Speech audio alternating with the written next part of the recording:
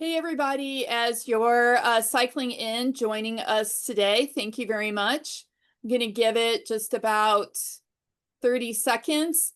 As you jump into the call, if you would please do me a favor and just type where you're joining us from so we know that we're not just sitting here talking to ourselves. But my name is Valerie. Great. Thank you so much. So my name is Valerie Saunders. I'm with the National Association of Mortgage Brokers, and we're very excited today to have Todd Duncan join us for our weekly Success Builder call. I know he's going to give us a lot of really valuable information. So I'm just going to do a very small amount of housekeeping and then turn it over to him. This session is being recorded. As soon as this session is over, I will get everything posted as quickly as I can this afternoon on in NAM Hive under the classroom section for the weekly Success Builder. But if you do have any questions for Todd throughout his presentation, please go ahead and type those in the chat, and he will definitely allot time for us to ask as many questions as we possibly can. So without further ado, I'm going to turn it over to Todd Duncan. Thanks, Valerie. Good to be with everybody this morning, and happy Monday. Always good to kick off the week with hopefully a little inspiration and some tactics that can be deployed in today's interesting and up and down, exciting, challenging market, right? We're all here. We've all been in the brokerage business probably for a while, and this is not the first time we've seen a hard market. Interesting market, but to have a market that for 3 years has been challenging always poses a question to all of us as originators, and that is, it's the market. It is what it is, and the question is, am I doing what I need to do in this market to make my goals and my dreams and the things that are important to me come true? Just a little bit of a backstory. I started off as a mortgage broker. I began in the hardest market that ever was in recorded history. Interest rates were up at 18, 19%, and prime was 20, 21%. Consumer confidence was in the tank. It was a recession, and there was a lot of negativity in the market that nobody would buy and nobody would sell and this, that, and the other thing. And since that market, I've watched, 20 different markets from when I did my first loan in 1980 to today. And I will tell you, the first thing I learned as a 23-year-old mortgage broker was the market is the market, and I get to choose how I'm going to perform in that market. So the first thing I would ask you to consider is the mindset of the market, right? And so there's a couple things that go into that. One is framing the market, and that's always an important way to look at it. We do know that in any market, people buy, people sell, and we know that most people need financing if they're going to be buying and selling. We also know that high interest rate markets change and low interest rate markets change, and so part of the conversation today has a lot to do with not only how we frame the market, but then what are the disciplines that actually make sense in this market today that can actually build your business and set you up for not only hitting the end of the year strongly, but then coming out in January in 2026 and having laid some of the foundational groundwork for a market that is going to see a softening of interest rates. We don't know how much, we don't know when. We know that there's going to be a potential refi market that comes back, and there's going to be a more accelerated purchase market. So, at the end of the day, we help people finance real estate and build wealth through real estate. And so how do we do that in today's market and do it well? So there's three things that I have found out in talking to easily a couple hundred LOs over the last 3 or 4 months, and I've encouraged them as their coach to really get back to some of the basics and some of the disciplines.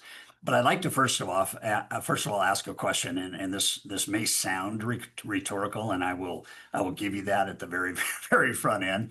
But if by the end of this call today I could set you up with 3 things to do to make an extra $10,000 a month, would you want that? Would you want that? Would you want those strategies? And again, rhetorical, but just give me a why in chat if you would like to shift focus and make an extra 10 grand a month or 20 grand a month. I don't know. Absolutely, Mari. Good job. All right. Yep. David says, yep, I like that. Jennifer's about to say something. Hi, Jennifer. Jennifer's about to say something. $10,000 a month. Would you like that? Yes, I would. There we go.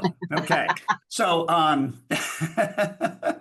just needed to get the vibe going, right? I mean, at the end of the day, we have this thing called life force. We're trading our life force on the job for making a difference, making an impact. And out of that, any successful mortgage broker sees the business first as a business. And second, the cash flow comes from what we do in helping people finance the real estate, right? And the relationships that we build to make that happen.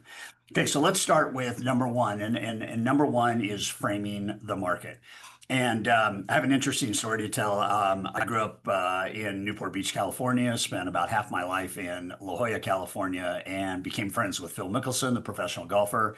And in 2023, he was going into the last day of the Masters, tied for 10th. And he had about a six-stroke differential that he had to make up to get into the top one, two, or third slot. There was five people tied for 10th. And so when Phil came to the 18th hole, he had put a pretty big amount of pressure on John Ram, and he was leading the Masters at that time. And on the 18th hole, he had a very, very good drive. We were in the gallery on the 18th hole and had a nice approach shot. But what he couldn't see is he couldn't see where his second shot was going to land, because you could only see the top of the flag. You cannot see the hole or anything around that would give him confidence of where he's going. But as a professional golfer, he had a great shot. You couldn't see where it landed, and the gallery shouted really, really loudly. So you knew that it was a good shot. And then he birdied the 18th hole, and he went from tied for 10th to tied for second. And he went from a $400,000 payday to a $1.4 million payday. And I bring that up because when he was being interviewed, the question was, what were you thinking on your approach shot on 18? And he said something very interesting. He said, I was thinking on that shot what I think on every shot, and that is the only shot that I can control is the shot I'm about to make. And I found that pretty powerful, because the whatever we did to get to where we are today, okay, that's the approach shot. And here we are, wanting to accelerate business and accelerate our confidence in the market and do really great things in the market. And the only thing we can control is not what got us to where we are right now, but what we do today, right? And we can't really even control, he can't control the next shot because he hasn't made this shot. And so what's next only happens when we do in the present what we do. And so when he obviously heard the gallery, he knew that he had a pretty good opportunity for a birdie. And that's, of course, what happened. So that's framing, right? That's framing. And we can be very, very focused on what is good about the market we're in. What are some of the things that make the market a good market just to be better in. My wife said to me yesterday, she goes, you've always, when things get hard, you always get great. And I remember one of the early mentoring comments that I got is the market has nothing to do with your success. What you do in that market is what has to do with your success. And so I just kind of framed it that way from the very, very start. In fact, I had some of you may have heard this story, and if not, I'll just tell you quickly. I was so positive in a market that obviously was a hard market that I had a button made up that said, rumor has it we're in a recession. I'm not participating. And I called on real estate offices with that button on, and it brought hope and excitement and curiosity and power to the conversation. So when we wake up every day, what we do know from a lot of the psychologists that talk about happiness and fulfillment and things like that, pointing to Dr. Martin Seligman to be one of those, that if we're optimistic, we will outsell pessimistic people by 52%. And so, choose optimism. And part of optimism is then being comfortable with what you do. So framing is number one. And then number two is getting back. And this is where the $10,000 answer and the yeses came from. The framing leads to understanding that we are where we are today, not because of what we did today, but because of what we did or didn't do yesterday. And I just want you to hold that in your mind right now, because it's not a negative statement. It's a very positive statement. And yet what we have to be looking at is Jim Rohn used to say all the time, he used to say, the future's coming. All you have to do is decide where you're going to be when it arrives. And the future of a different market is coming. We don't know when. All we can control is what we do now, the shot today, right? But if we have that attitude that everything we do now is going to set us up for a better financial condition and reality next month, the month after, the month after, the month after. It's always what we did prior to the moment that causes us to be successful in that moment. So I'll give you an example of one of the things about daily discipline, right? And a lot of people look at the word discipline and they make a choice that I'm going to embrace that. And some people don't like the word discipline. You could talk about non-negotiables. You could talk about, the minimum things that you have to do every day to move the needle in your business. It doesn't really matter how you call it, but we do know that there's this idea that's called the aggregation of marginal gain. And what the aggregation of marginal gain means is if you do something, and in this case, something that moves the needle with your business to the positive, and you do that every day, and you improve that discipline by 1%, at the end of a year, you'll be 37 times, 37x further down the path financially than you are right now. And so what I find in today's market is it requires laser focus. It requires a discipline every single day of doing something. And I'm going to tell you what to do. And then I'm going to ask you, if you did this, do you feel that you would hit that $10,000 mark? And it's not a loaded question. I just want to affirm that probably the greatest thing I ever heard was when I asked Dennis Waitley, who wrote a book in the 80s called The Seeds of Greatness. I asked him, I said, what's the secret to success? And he looked at me and he said, the secret is there is no secret. And I found that very formidable, right? There is no secret. Success is a few disciplines practiced and implemented every day. And failure is a few non-disciplines practiced every day. And in the simple world, is it income producing or not income producing in our world, right? So this is a text that is today, right now, today, 30 days old. And I asked one of the people in our focus groups, and this is where we get the $10,000 from. I asked one of the people in our focus groups, what has made your months so powerful? What disciplines did you focus on? And she said, thanks so much. We've been hustling, and I like that word hustling, right? I have a minimum number of calls I must make each day, outbound, proactive calls to real estate agents, financial planners, business referral partners, and my database. I'm so diligent in that, and I don't call it a day till I get that done. So I'm making a ton of calls and speaking and having conversations with people. We also continue to do our monthly lunch and learns, and those have been well attended, and I'm getting new business from those. The last couple of weeks have slowed just a little bit with vacations, but we're still keeping up the disciplines. At the end of June, I had funded year to date $50 million, and I was second in my whole company and third in my state. So we could have the potential to see another $100 million year. I was pretty stoked. And she signed off saying, oh yeah, baby. And she's a positive force. She understands that I can choose my approach to the market mentally and psychologically. But yet at the end of the day, it was very interesting that I am making calls every single day. So what I did, obviously, is I wanted to know exactly what that meant. So I said, sweet, how many calls a day?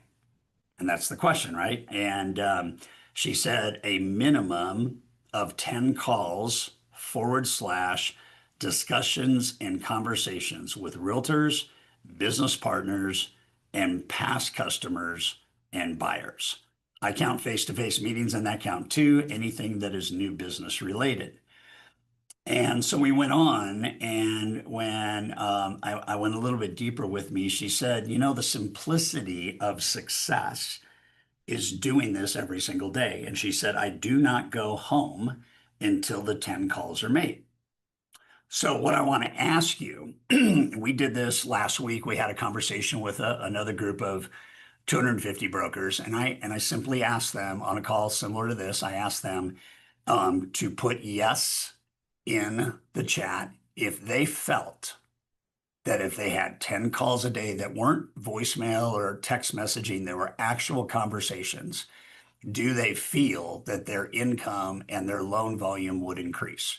I'm going to ask you the same question. It's not designed to do anything other than affirm the simplicity of the secret of success. And Zig Ziglar used to say a long time ago, he said, prospecting is like taking a bath. If you don't do it every day, pretty soon you stink.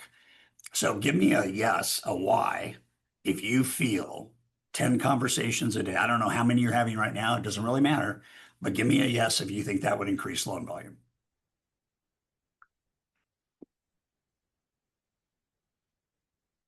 Okay, now what I want you to write in is if you had one more funding a month from this increased focus, how much more would you make? One more funding a month, how much more would you make? Give me a commission number. 7,500. Thank you, David. 3,500, Jennifer. Great. Thank you. 2,500. Great. 10,000, 5,000, 6,000. Okay, awesome. Now write the number in if you were to fund 2 to 3 more loans a month. Just what would your commission be if you did this every single day for 1 month and you got an additional 2 to 3 fundings? How much would you make a month? This is interactive. Just give me a number.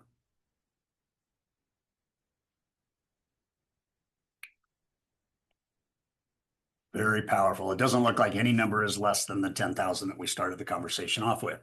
So what we did last week, we had a webinar on a Tuesday, and I asked everybody between the end of the webinar on Tuesday and the start of the next webinar on Wednesday, same group, I asked them between the end of that webinar and the start of the next webinar to have 10 conversations, just like I'm teaching you. And I said, I want you to come back tomorrow and I want you to tell us, did you give me a why if you had 10 conversations, and how many loan, either leads, referrals, or applications did you set? And so it would be like a why, and then it would be 3, or it'd be a why and it would be 1, and it'd be a why or it'd be 5. The average number of loans that they would get was 3.5. And so just imagine in a world that we're talking about today and really focusing on what matters most, the simplicity. And somebody posted, yes, yes, yes. Why don't we do this? I think the psychology of making calls is radically reimagined when we think about the fact that we're not trying to get something, but we're trying to give something. And I really mean that. The idea of being game ready to call your partners and to sit down and have discussions with them about how you can help them win, and what are some of the challenges they're facing selling homes today, and how can you help them with that, and so on and so forth. The idea is not to get, the idea is to give, and it is in the giving and the helping and the wisdom of sharing that you actually get more volume. And what's really interesting about this is not rocket science, and you don't have to have it 100% figured out. You could call every partner that has referred a buyer to you in the last 6 months, and you could say to them, hey, it's Todd with blah, blah, blah, blah, blah. And I really want to, thank you for the business you've given me over the years. I'd like to make sure that between now and the end of the month, we sit down and discuss what the balance of the year looks like, what 2026 looks like for you, and what are 2 or 3 things that I, as your referral partner and lender, could help you with as we head into the end of the year. If you had a quick discussion like that, you would have meeting after meeting after meeting, developing ideas, and anything you don't have an answer to, you can get that answer in AI today very, very quickly, just like you could with Google years ago. But AI today is your friend, and the ability to develop strategy for your clients is very simple and very straightforward, as long as you learn how to work AI and have conversational approaches with it. And somebody asked me this morning, so many people see AI as negative. How do you look at it? And I say it's very positive. In fact, I'm going to rename AI to accelerate income. I'm not going to call it artificial intelligence. I'm going to call it accelerate income. And the value that you can bring to your partners today is second to none, because you have things at your fingertip, right? So I want to have you have that idea. So framing is number 1, the discipline of calling and 10 a day minimum before you go home. Referral partners, 5. Past buyers, 5. You could segment your database. You could do it by closing year. It could be within the last 30 months. You want to call those buyers, see where they're at. If anybody's got a 2.75% mortgage, it's not so much about that as it might be referrals or their next real estate move or things like that. But the bottom line is if you're not in touch, you're out of touch. And if you're out of touch, markets are hard. And if you're in touch, markets are easier. So that's number two. Number three is called the less than 9 month strategy. And this is a big strategy.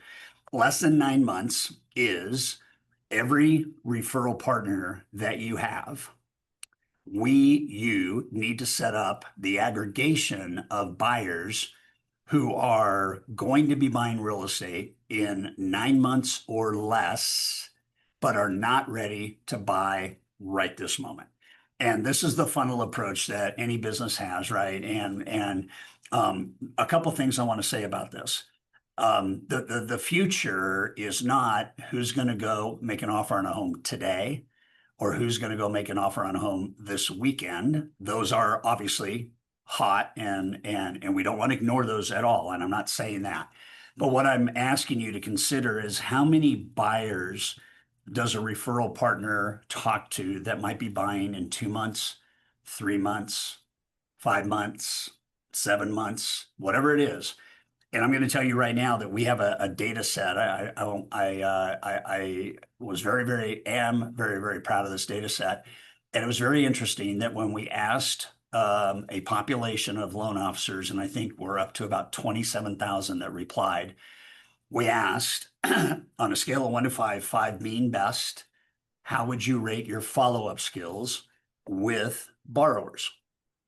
Okay. And only 2% of that population gave themselves a 5, 8% gave themselves a 4, about 48% gave themselves a 3, and the balance was distributed to a 2 and a 1.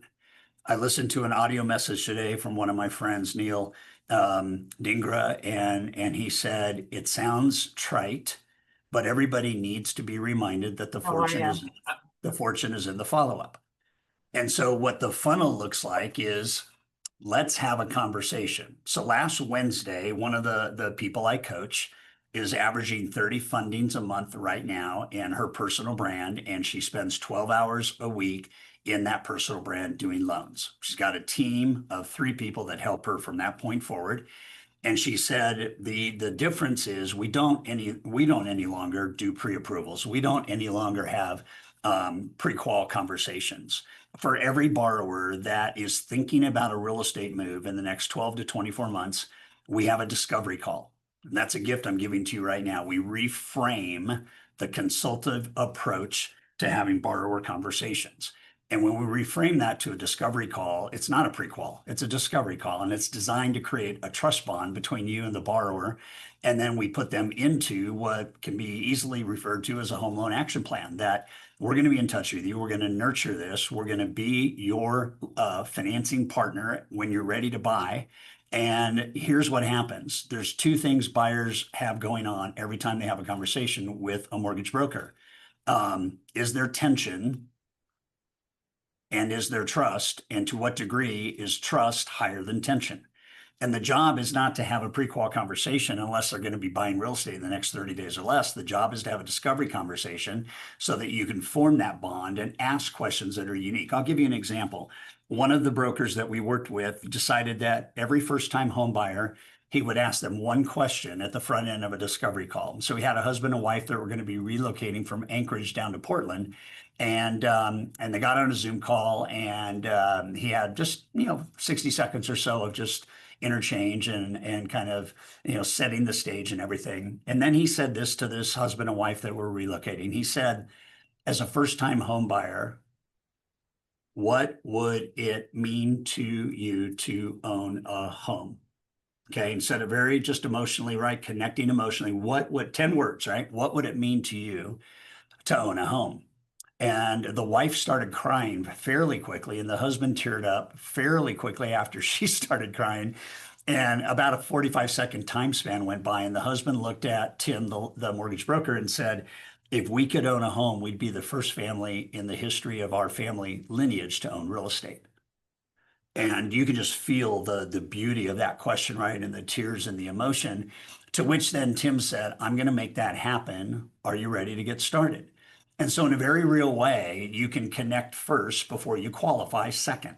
And that's the funnel idea, right? Now, what's really important about this is this family got the keys to their home in 45 days. And in the 4 months that followed, Tim funded 19 more loans from other couples relocating from that same plant in Anchorage down to Portland. So this last idea is less than 9 months. Be focusing on every buyer that you can have a conversation with. Doesn't matter if they're approved somewhere else, doesn't matter if their uncle's a lender, none of that matters. What matters is that you go for a conversation. And the value of having this funnel, remember this, most referral partners, let's just use real estate agents for a moment, most of them do not do follow-up very well. And you can become their growth partner by following up on these buyers and creating this kind of reverse metric of commissions for them. And that's what I did. I had, when I sold my mortgage practice when I was 34, after doing loans for 12 and a half years or so, we had about 4,700 buyers in a funnel that had not bought real estate yet. And I know for every 100 that were in that funnel, we were getting about 2 to 3 fundings a month. And so that's how you get to 600 loans a year that you fund, by having this funnel built. So 3 things: frame the market right, start the daily discipline of conversations today, and then make sure that you deploy this less than 9 month strategy, and let everybody that is in a buyer universe know that the time to refer a buyer is not when they're ready to make an offer. The time to refer a buyer is months in advance. And this becomes an aggregation strategy that will just serve you really, really, really well. So give me a why if you think this stuff could change your business pretty quickly. If you just look at these 3 things: my mindset, my discipline, and then this funnel. Incubate, incubate. The law of incubation. The most profitable relationships mature over time. Jeremy Forcier once said to me, he's a top broker, and I asked him, I said, so you have this buyer funnel. How long do you follow up with them? And his answer was classic. He said, I follow up with every buyer until they buy or die. And not that we want to have a funnel of people that that die, but he made a point that that is the greatest asset you have beyond the database you have right now, from all your years in the business and all of that. So let's fire up a question or two. We got about 5 minutes. Joy to be with you. And Valerie, thank you for hosting, and questions you might have. We're excited about this. Our commitment to the lending industry has always been strong. We want to help brokers, lenders win. And it really comes down to, there is no secret. It's the thing. It's the rhythm and the routine that produces accelerated cash flow. Anybody got a question? Oh, thank you, Mari. This was truly awesome. Let's demystify success. I mean, the market's going to change, and we just decide, how we're going to be when it gets here, and we don't have any ideas. So let's be great today. Let's just do the things that we know today work. Brushing your teeth every day, you do that. Probably taking a shower every day, you do that. Those are hygiene disciplines, and there's sales disciplines. Great lesson, lots of actionable takeaways. Thank you, Todd. Oh, man. Basics matter. I mean, basics matter. That's why Dennis Waitley said the secret to success is there's no secret. It is the basics. It is the basics every day. I call 5 people a day that are in our funnel that are contemplating making a decision to join our digital learning platform called Fuel. And I do it every single day. It's just 5 a day. It's 25 a week. And, I want to connect with them. And the reason I have such a high connection rate is about 70% of them I'm referred to. 70% of them I refer to. And I'll give you something else just real quickly. My wife and I landed in Sydney, Australia on June 11th this year. And I had 32 appointments with decision makers that I never, ever had met when I landed on June 11th. And the only reason I was able to set up 32 appointments with decision makers was because I knew 2 people in Australia that trusted me, that knew the people I needed to meet with. And so it was just, it's fascinating to just understand that people know the people you need to know. And if you just park on that, we're talking about meetings with Mattel and the Australian version of Zillow, which is called REA Group, Shangri-La, Qantas Airlines. I mean, how do you get appointments with these people? How do you get appointments, right? The people can set up any appointment you need to have. It's beautiful. And you don't have then any call reluctance. There's no fear because you have a direct referral. And that's I guess if I were to add a 4th thing, the closer you get to having all of your business referred by somebody who already knows, loves, and trusts you, you're moving to a residual income model instead of an earned revenue model. And the beauty of a residual model is everything you do is creating more income without you having to work more. And that's a powerful place to be when you look at, if I were to stop making calls today, would I have enough residual income? And then if the answer is yes, you just make sure the calls go to the residual income group and not the new group. You'll still get new people. I have a friend in Australia. His name is Ross Lecoussin. He's French. And he has $1 billion book of mortgage loan business. $1 billion in loans that he and his team are calling every single day. And in Australia, you can sell your book. And he had an offer for $4 million for his book of business, right? And it's just kind of interesting when we think about that. If we're in touch, we're not out of touch. If we want clients for life, we have to talk to them during their life. It's pretty straightforward.